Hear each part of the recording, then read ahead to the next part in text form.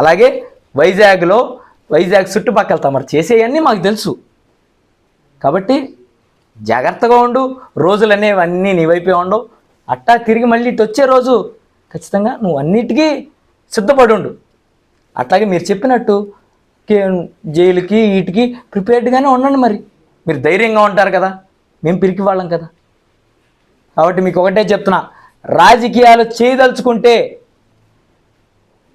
Correct పద్ధతిలో సరిగ్గా మర్యాద ఇచ్చి పుచ్చుకుని మాట్లాడుకుందాం. లేదు నాకు ఇట్టాగే రాజకీయం చేయాలని ఉందంటే మనిషికి పేషెన్స్ అనేది ఒకసారి ఉంటుంది, 2 సార్లు ఉంటుంది, ఎక్కువ కాలం ఉండదుగా రవీంద్ర గారు.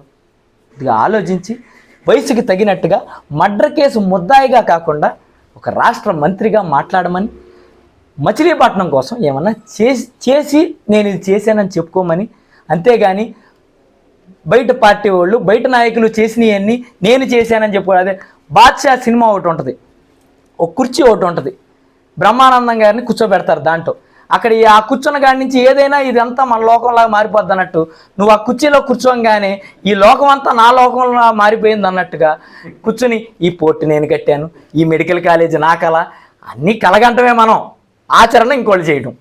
5 ఏళ్ళు ఆ కళలోనే సరిపోతుంది. ఏసీ వేసుకుని అద్దం దింపకుండా తిరగడం ఆ కళల కంటమే సరిపోతుంది. ఈసారైనా ఏమన్నా చేయండి. అలాగే కమిషన్ల గురించి మాట్లాడుతున్నారు, మీ ఇష్టం. మా టైంలో జరిగిన వర్కుల్లో ఏ కాంట్రాక్టర్ దగ్గరికైనా వెళ్ళి పేరు నాని గారు కానీ ఆయన కుటుంబ సభ్యులు కానీ లేదా వైఎస్ఆర్ కాంగ్రెస్ పార్టీ కుటుంబ సభ్యులు కానీ ₹1 ఒక్క మనిషి దగ్గర కమిషన్ తీసుకున్నారని మీరు ప్రూవ్ చేసి, ఇంకో మాట అంటాం కూడా విన్నాను, మమ్మల్ని మా కుటుంబాన్ని రాజకీయంగా డిస్క్వాలిఫై చేయాలంట. మా గురించి మాట్లాడటానికే కంపరంగా ఉందంట. సార్ తమరి గురించి మాట్లాడితే మాకు అసలు నిష్ఠూరంగా ఉంది మీ గురించి మాట్లాడతాకి. ఎందుకంటే తమరు మాట్లాడిన మాటలు కొన్ని వినిపిస్తాను, ఒకసారి చూస్తారా? 2018లో తమరు చాలా నీతి పలుకులు, అసలు ముత్యాలు రాలుతున్నాయి అక్కడ 2-3 ఏరుకున్నాం మేము. ఒకసారి చూడండి సార్.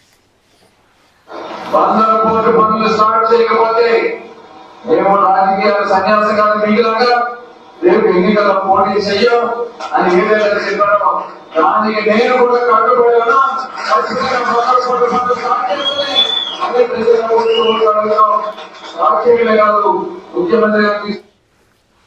కట్టుబడి ఉన్నారు.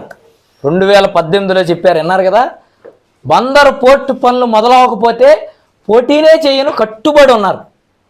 2024లో పోటీ చేసి మంత్రి కూడా అయ్యారు. 19 చేశారు, 2024 కూడా పోటీ చేసేసి మంత్రి అయిపోయారు. కట్టుబడి తమరు మాటలు ఇవి. కాబట్టి మాకు కూడా సిగ్గుగా ఉంది తమరు గురించి మాట్లాడాలంటే, కానీ తప్పదు, రాజకీయాల్లో దిగంగా అన్నీ వదిలేయాలి. అందుకే మాట్లాడుతున్నాం సార్. కాబట్టి మాట్లాడేటప్పుడు ఆచి తూచి మాట్లాడండి. ఇంకొకసారి నోరు జారి నా తండ్రిని కానీ లేదా మా కేవలం ఎలక్షన్ స్టంటు వెళ్ళి అక్కడ సముద్రంలో రాళ్ళు పారేస్తున్నారు తప్పితే పనులు ఏం జరగట్లేదని తమరి నోటితో తమరే, ఇదేం మళ్ళీ ఏ జనరేటెడ్ అంటారేమో, మీరే మాట్లాడుతున్నారు. ఒకసారి చూసుకోండి.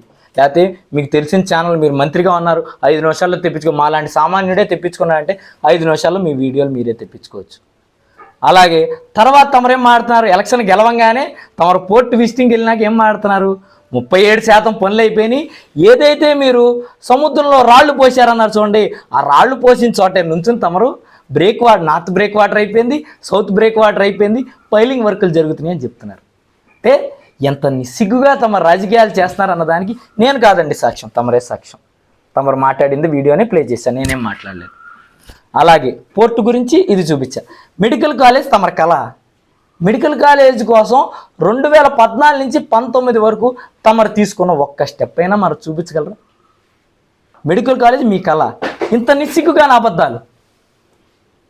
మెడికల్ కాలేజ్ ఎవరి హయాంలో వచ్చింది, ఎవరి హయాంలో పూర్తయింది, ఎవరి హయాంలో పిల్లలు చదువుకోవడానికి వెళ్ళారనేది జగమెరిగిన సత్యం. మీరు అబద్ధాలు ఆడి మీడియా ఛానల్లో చెప్పినంత మాత్రం, నిస్సిగ్గుగా మీరున్నంత మాత్రం ప్రజలంత పిచ్చోళ్ళు కాదని మీకు తెలియజేస్తున్నాను. అలాగే ఒక మత్స్యకారుడు వయ్యుండి మత్స్యకారుల కోసం కనీసం ఫిషింగ్ హార్బర్ అని మాటలు చెప్పావు, కానీ ఒక్క పనైనా ముందుకు కదిపావా? 2014 నుంచి 19 పోనీ సెంట్రల్ గవర్నమెంట్ అంటే సెంట్రల్ గవర్నమెంట్ ఆ రోజు పొత్తులో ఉన్న తమరు కదా, మరి ఎందుకు చేయించుకోవాలా? అది కూడా చేసింది మా హయాంలోనే అని మీకు చెప్తున్నా. అలాగే తమరు క్రీడా శాఖ మంత్రి చేశారు, మరి అనిల్ కుంబ్లే గారిని అటు ఇటు తిప్పి ఫేస్బుక్లో ఫోటోలు పెట్టుకున్నారు. కానీ మన ఊరి కోసం తమరేమి చేశారు, క్రీడాకారుల కోసం ఏం చేశారు?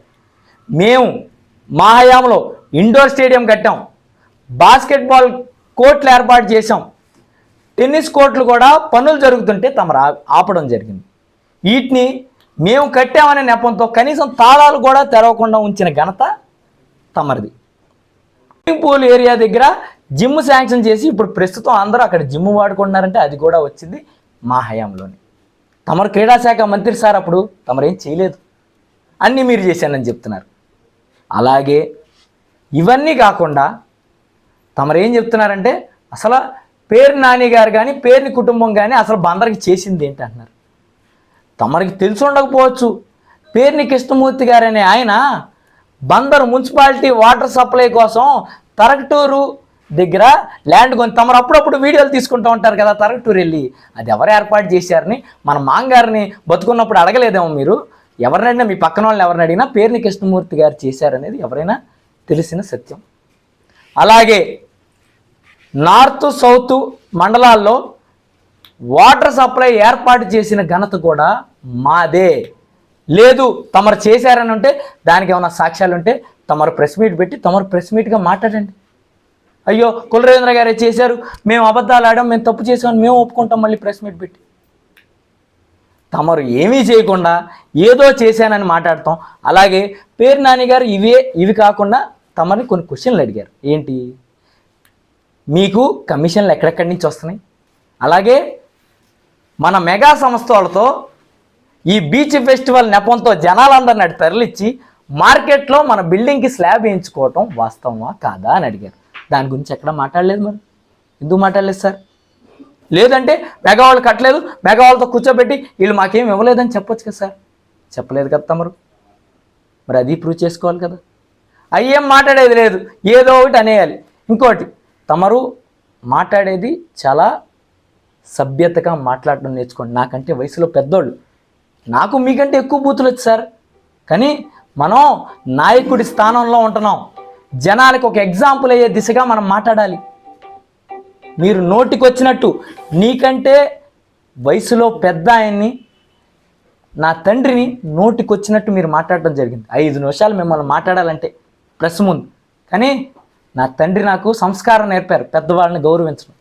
అందుకే మీరు ఎప్పుడైనా చూసుకోండి, తమరిని నేను రాజకీయంగా విమర్శిస్తా తప్పితే ఏ రోజు వాడు వీడు అని కానీ అంతకంటే పెద్ద పెద్ద పదాలు కానీ నేను ఏనాడు మాట్లాడలేదు.